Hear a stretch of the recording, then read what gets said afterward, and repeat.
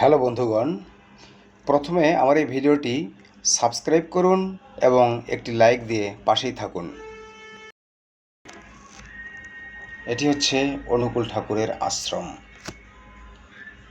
পাবনা শহরের সন্নিকটে হেমায়েতপুর গ্রামে শ্রী শ্রী ঠাকুর অনুকূল চন্দ্রের সৎসঙ্গ আশ্রমটি অবস্থিত। অনুকূল চন্দ্রের পিতা ছিলেন হেমায়েতপুর গ্রামের শ্রী শিবচন্দ্র চক্রবর্তী এবং মাতা ছিলেন শ্রী যুক্তা মনোমোহিনী দেবী। সৎসঙ্গ আশ্রমটি আদিতে সাদামাঠা বৈশিষ্ট্যে নির্মিত হয়েছিল।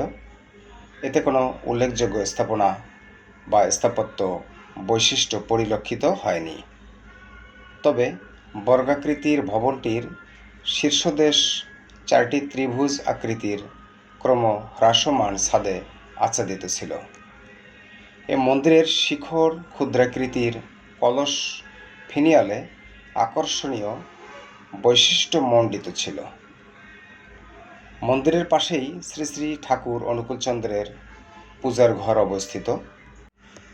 এ ক্ষুদ্র ভবনটি গম্বুজ বিশিষ্ট এবং ধনুক বক্রকার্নিশ গম্বুজের 4 কোণে 4টি দৃষ্টিনন্দন শিখর ধারণ করে এক বৈচিত্র্যময় বৈশিষ্ট্যের অবতারণা করেছে। শ্রী শ্রী অনুকূলচন্দ্রের পিতামাতার স্মৃতি রক্ষার্থে এই মন্দির নির্মিত হয়েছে। মন্দিরের সম্মুখ প্রাসাদে স্মৃতি মন্দির কথাটি পাথরের উপর উৎকীর্ণ করা আছে। অনুকূলচন্দ্র সৎসঙ্গ নামে একটি জনহিতকর সংগঠন প্রক্রিয়া করে গেছেন। প্রকৃত অর্থে অনুকূল ঠাকুরের মানব কল্যাণে তার জায়গা জমি যথা সর্বস্ব উৎসর্গ করে গেছেন। স্মৃতি মন্দিরটির অন্যান্য ইমারতের তুলনায় এখনও সুসংরক্ষিত অবস্থায় আছে।